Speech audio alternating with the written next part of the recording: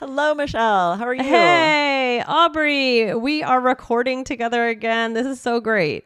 Yes, Lindsay's out of town. She will be back very soon. But this is fun, and I am curious, Michelle. Are you a big snacker? Do you find yourself munching away at snacks throughout the day? I don't think I normally am, but when I'm with my kids, I do. And the worst thing that I do is I eat their food when they don't eat it. And so that's been a You're a human garbage disposal. Yes, it's like, oh, you have you like didn't feel like eating any of your macaroni and cheese. I love macaroni and cheese. I'll just eat it all for you. Like that's I do this too. You left the crust of your peanut butter sandwich or your toast. I guess I'll eat it. I just don't want it wasted. I don't want to just throw away food. I know. I'm same. just like you, Michelle. Yeah, but that's why like I've been putting on weight, I think, because of eating my children's food. So that's not good either. But that's really funny. okay. We just have to feed them healthier snacks so we can I eat their know. leftover snacks and still be healthy, right? I know. That's hard, yeah. So, but yeah, you asked me if I find myself munching away at snacks often. And today we're going to be talking about the word away and what it does with phrasal verbs. So, this is actually, the idea came to me because I was reading a book with my son and someone said munching away on something. And I thought to myself, interesting. How is that different from just saying someone was munching on something? Yeah, interesting. Right? I'm excited to dive into this. We do this a lot where we add away. We're going to share why and how you can do this as well. But guys, if you love our style, definitely hit follow here. Yes. Connection, not perfection. You're going to hear from us. And this is a connection skill, right? When we're adjusting phrasal verbs to be more nuanced about our meaning. Yes, definitely. So that's what we're going to be talking about today. So guys, again, hit that follow button. But Aubrey, what does munching mean? Yeah, this means it's kind of an informal way of saying eating casually. Munching. So very much for snacks, right? Not an official meal. You wouldn't say you were munching during like a dinner where you're sitting down. It's very casual eating. Exactly. So let's talk about it. So munching away and munching, what does the away do, Aubrey? It makes it sound more continuous, right? If I just say I ate some nuts, like that was probably really quick. I ate a few and I was done. If I was munching away at some nuts, I probably sat and ate them for a little while, maybe while I was watching a show, right? Yeah. So over some period of time, right? So if I say I'm munching on on some chips, or if I say I'm munching away on some chips, I'm eating the chips in both contexts. But yeah, it's exactly what you said, Aubrey. It's the way it sounds. It's a little bit more conversational, and it also sounds like I've been doing it for a while. I'm munching on some chips. Yeah. Away just seems to add a little bit more. What do you think? Yeah, it does. It makes it feel a little more continuous. Like if we're watching an ASU football game, I would probably say we were munching away on some snacks and had some drink, right? It's also interesting, the munch on. I'm trying to think if we say like I'm munching some snacks, and usually it's munch on. We munch on something. Yeah, munching. Right. Right. Exactly. I'm munching on some chips. Yeah, exactly. So you do really need to add that on, even when you say munching away. I'm munching away on some chips. Yeah, which is interesting. We don't say I'm eating on. We just say I'm eating some chips, but I'm munching on something. Interesting. And yeah, it's very conversational, very casual to talk about munching on something. It's also not super common, at least for me. I would much more likely say like I was nibbling on something maybe, or just eating snacks. Snacking on something, right? I know what it means, but I don't use it very often. What about you? Yeah, I would say I think I'm more likely to say I'm snacking on something, or just eating. But I definitely do hear munching. Oh, yeah. And I might ask one of my children this if I see them eating something, like, what are you munching on? Yeah, I could see it in that way as well. So, yeah, just a different way for eat. But a different way to say eat, but casually. Like Aubrey said, you wouldn't say, oh, I'm munching away on my dinner. Although I guess if you were just taking small bites and you were kind of up and around, and you could say it, but it's this idea of it's something small, right? Like small Very bites. similar to nibbling. Anytime I would say Yes. like I'm nibbling on this or I'm nibbling could say away at munching. this, I would say munching. Yeah. So let's go through some other verbs that we could add away to and see what it does. So the first one is study, right? To study away. So Aubrey, if you hear she's been studying every day or she's been studying away every day, I mean, here we said every day. So we are talking about a period of time with both, but here the away kind of, it's about being really absorbed in something, I would say. Exactly. The way I would use this most is if I see my daughter studying in her room and then I say to someone like, she's just studying away in there. And that would indicate she had been doing it for a while. She's really absorbed in it. If I say, no, she's studying away. Or chatting is another one you could use this with. So the girls are still chatting. Should we call them over? Or the girls are still chatting away. Should we call them over? Yeah, it's this idea. It's a little bit more of an emphasis on the fact that they're focused, they're absorbed in it, spending a lot of time. Yep, exactly. Right. If I just say the girls are still chatting, it could have just been a few minutes. But if I say the girls are still chatting away, I would think that was like hours, like they had been in there talking for quite some time. If I add away, you're emphasizing how long it has been and the focus as well, how absorbed they are in the activity. Yes. And also pay attention to how Aubrey said that, right?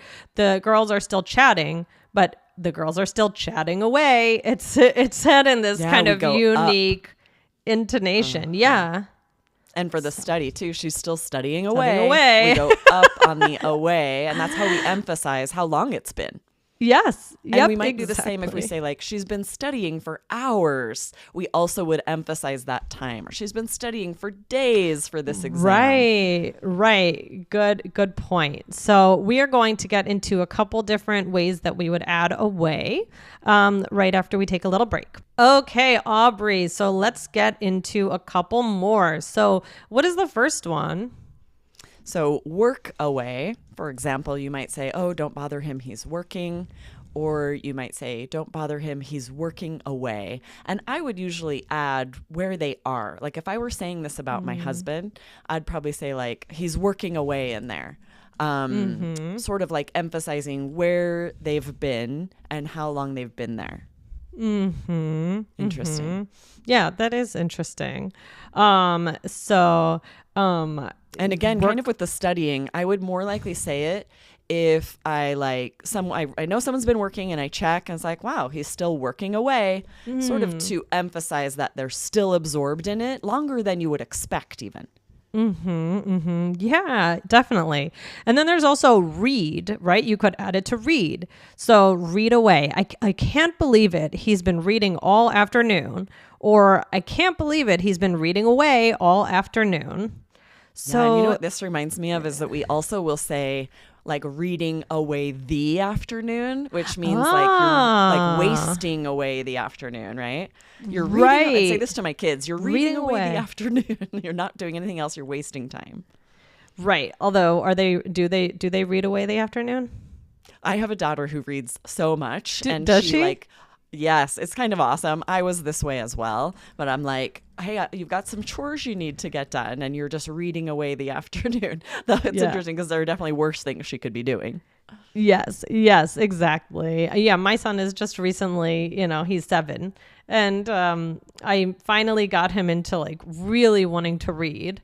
And it's been like one of the greatest joys of my life. It's been kind of my parenting win because for a while he love reading. Yeah, he wasn't that interested. And then all of a sudden it was Judy Blume. She did it. Oh, I love Judy Blume. I love that so much. But this is really interesting because it's crazy how the article changes that, right? If we say she's been reading away all afternoon, that just means like she's doing it a lot.